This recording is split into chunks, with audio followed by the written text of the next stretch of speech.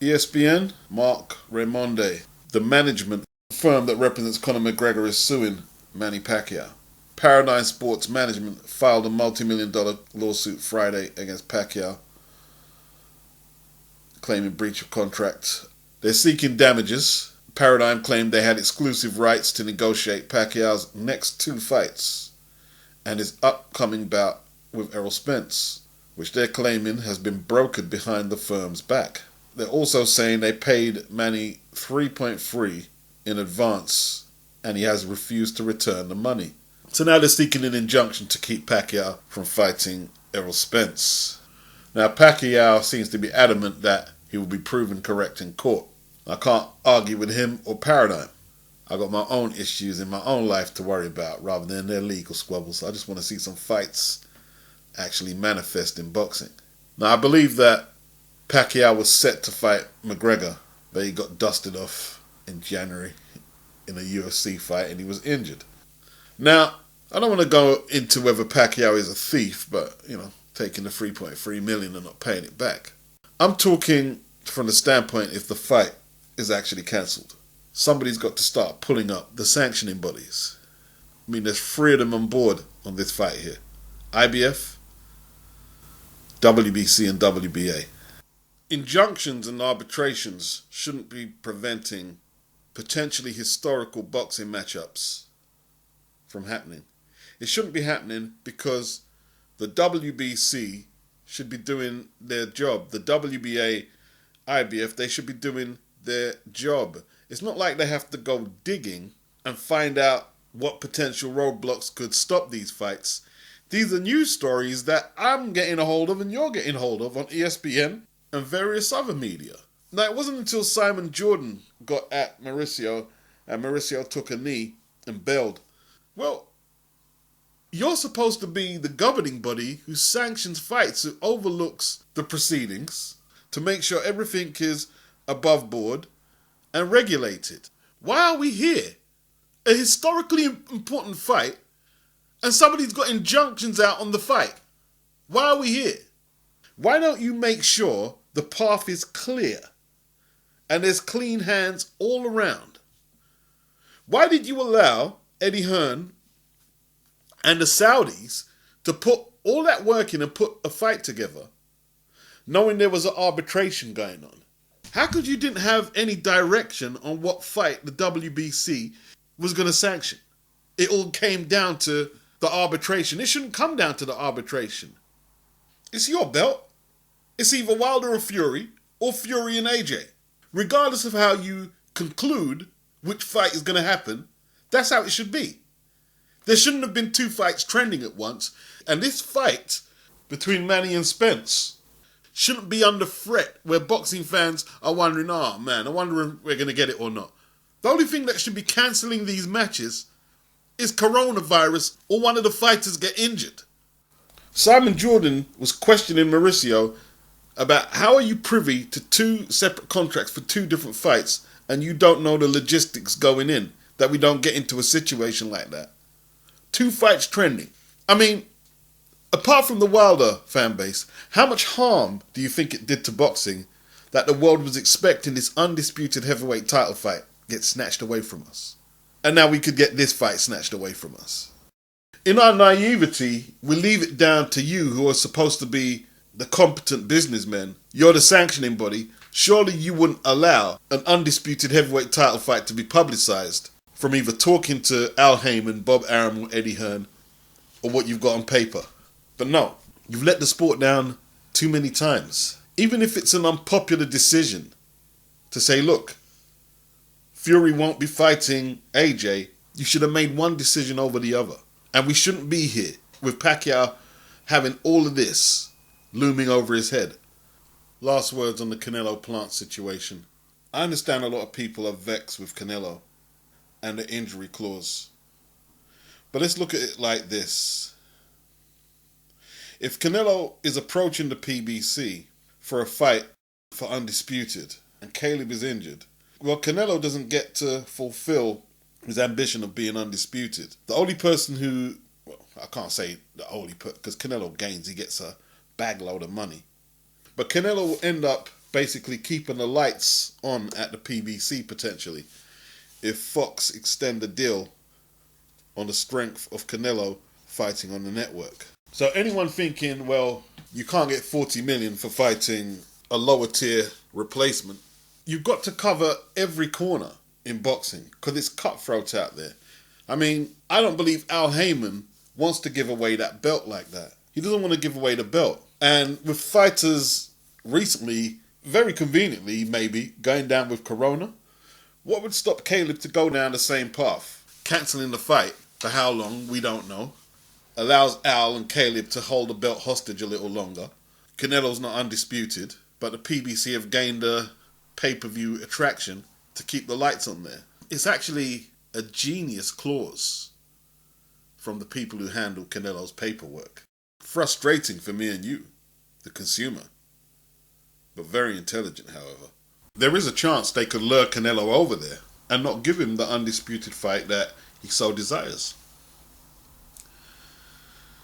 Now, I don't want to put too much stock and give them too much credit, but the PBC fan base, they were almost boasting and mocking Manny Pacquiao that he was lured over that side of the street, hoping for a Mayweather rematch. And when Mayweather said he's not fighting again after Pacquiao signed, they started laughing at Manny. You know, that egg in your face shit, we out-slicked you. Canelo ain't going for that. Now, Caleb's lost his purse, and with the money gone, you at least want to have some sway in the damage control on the perception to us looking at the situation. And there's a few people who are siding with Caleb, but the truth is, a fighter who hasn't accomplished much in his career told the cash cow of American boxing to go and fight Callum Smith, Billy Joe Saunders, take their belts and then come see him. And Canelo went and did it. When you did that and the PBC did that and you sat back and fought the mediocre opposition you did, you lost all credibility because you never wanted to be undisputed until Canelo wanted to. That goes for Al and Caleb. Caleb should have took his own advice, what he gave to Canelo.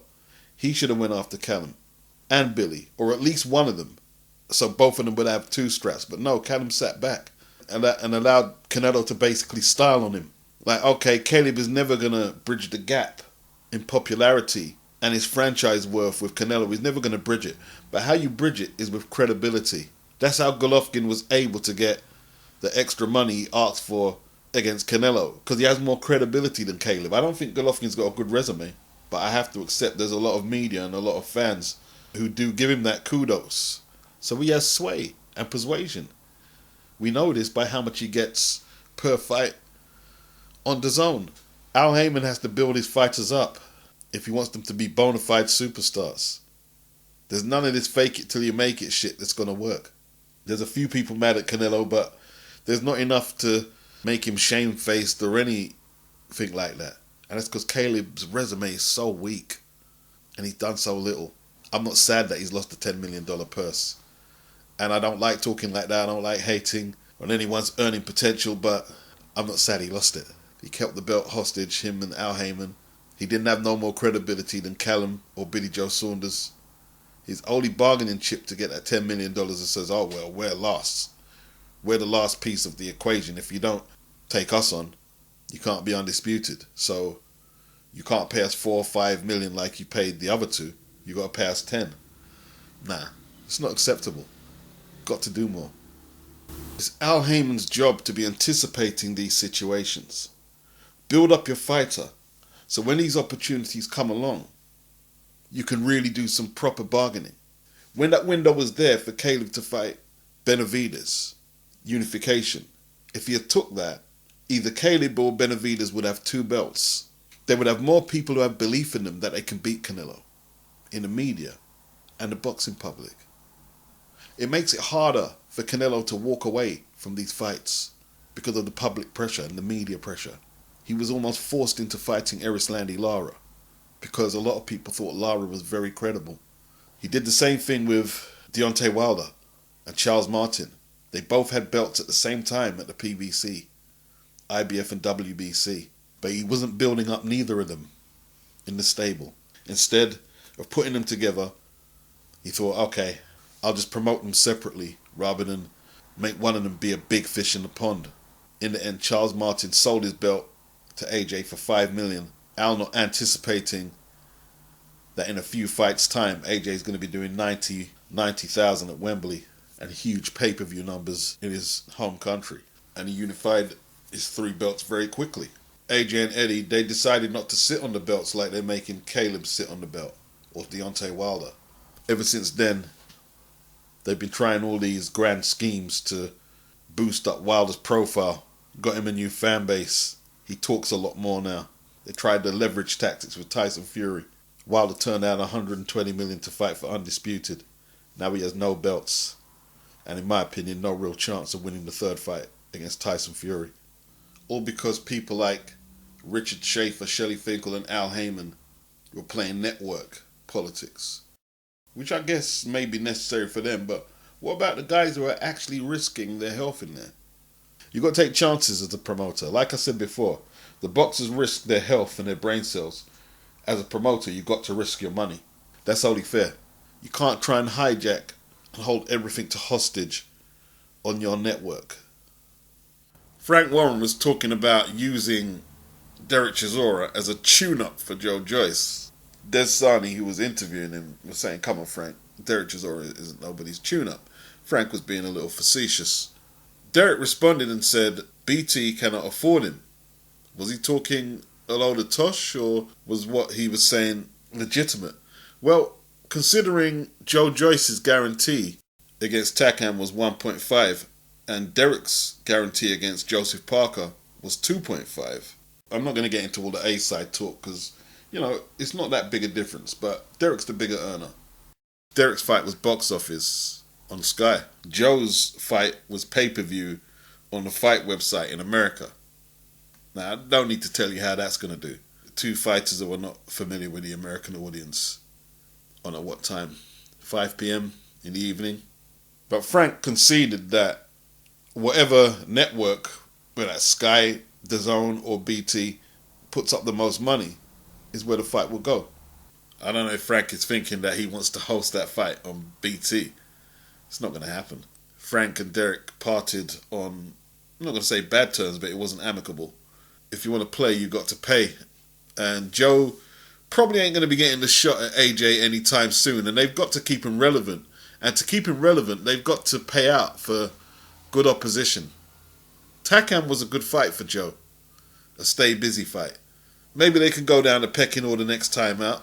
It all depends on how long he's going to have to wait for the Joshua shot. Now he's been mandated by the WBA. It would be a good fight for Derek. I assume he would take Joe's mandatory position if he won. But it's a very dangerous fight for Derek as well. I fancy Joe at this stage of their careers to win it. And I don't think Derek will want to go on Frank's network and potentially see the end of his career with Frank having some smug grin on his face as Joe pounds him into defeat. Holy sitting on your asses doing nothing, Batman. Wow. So, Helenius and Kainaki will rematch on October the 9th on the Fury and Wilder undercard. They've got a little heavyweight bonanza going on there. If it comes off, it's a really good card. I'm not going to front. It is a very good card. Both Kainaki and Helenius will have been inactive for 16 months. Neither of them have fought since their fight last year in March. Now, Kainaki, you can understand, considering the manner of the defeat, why it took him so long to get off the couch. But Helenius, why so inactive? Is it just a PBC thing? Kainaki said he's been working with MMA fighters. Maybe there's a method to it. I don't know how that's going to help at all. He's 32 years of age. Helenius is now 37. He's the taller man with the longer reach. Was it a fluke last time out? It didn't look so to me. But that doesn't mean Helenius is going to repeat his victory from last March. All I know, Kainaki has to quicken up them feet, get inside that reach and do his damage, or there's a good chance it will go the same way. There's been a lot spoken about Jared Anderson recently. It's been said he gave Tyson Fury a bit of a hiding in sparring, causing the coronavirus pullout. That's the rumour. He takes on Vladimir Tereshkin from Russia, 6'6", big lad, 22-0, 12 stoppages, 1 draw. Now, This is strange. Like, he's a Russian. His last two fights were in 2019 in Jamaica. Did he just take two fights out there while he was vacationing? And why so inactive? Can he fight? We'll see. Jarrett Anderson, he definitely can fight. If we're looking at the eye test, he's 6'4", 78.5-inch reach. Clever fighter. Let's see if we can get to number 10. No defeats. Frank Sanchez versus F.A. Ajagba. I think F.A. can win that, but he's got to stop Frank from spoiling. Kind of lulling you to sleep, and then he'll sneak punch you with his own shots. That's a good fight as well. F.A. is 15-0. Frank is 18-0. That's a very good heavyweight card, and obviously you've got the main event, Fury versus Wilder. I expect Fury to win with not much issue, but we'll see. It's basically the PBC versus Top Rank. Who's going to get the better of it? I don't know what the PBC are playing at with Victor Ortiz and Guerrero on the undercard of Spence Pacquiao. I mean, we've got two Floyd Mayweather rejects, well past their prime. Perhaps it could be entertaining. Perhaps. Ugas is on the bill. He takes on Marcus Maidana's younger brother. I don't know how good he is. But, you know, Argentinians are normally tough. But I keep saying, even if I ain't seen them fight, they're normally tough. We saw that with Brian Castano. If you're very conventional, the Argentinians will normally make it very difficult for you. We'll see how Ugas gets on. We'll see how good Maidana's brother is. He might not be nowhere near the talent level of Marcus Maidana. So, we'll see. As Michael Wilson tried to get a right hand off, he was beaten to the punch by Michael Hunter's right hand and floored. Nose and mouth looked busted pretty bad. The fight was stopped. I couldn't get hold of the whole fight. I just saw the knockout. It looked pretty easy for Mike, as expected. The fight has basically went under the radar on a Tuesday night. And this is what he turned down, $400,000 and an opportunity to be the mandatory with the IBF direct shot at Anthony Joshua. He turned this down. Didn't want to fight Govic. And this fight hasn't raised his profile at all. It was on Triller. Looks like they may have compensated him pretty well for fighting this guy here. I don't know how much he got. Lou DiBella promoted this card. The only other recognizable name on the card was Chris Algieri. What's next for Michael Hunter? Is it all about the money, or is he trying to amass a resume and fight for belts? World title belts. At this stage, you're going to have to call this the fall of Keith Thurman. 5 years ago or so, he was beating the likes of Sean Porter and Danny Garcia. Injuries kept him out of the ring. Maybe a bit of complacency too. In the last 4 years, since 2017, he's fought Jose Cito Lopez, 36-7 going into the fight. One judge had it a draw. It was a majority decision, and we saw Keith get tagged late in the fight.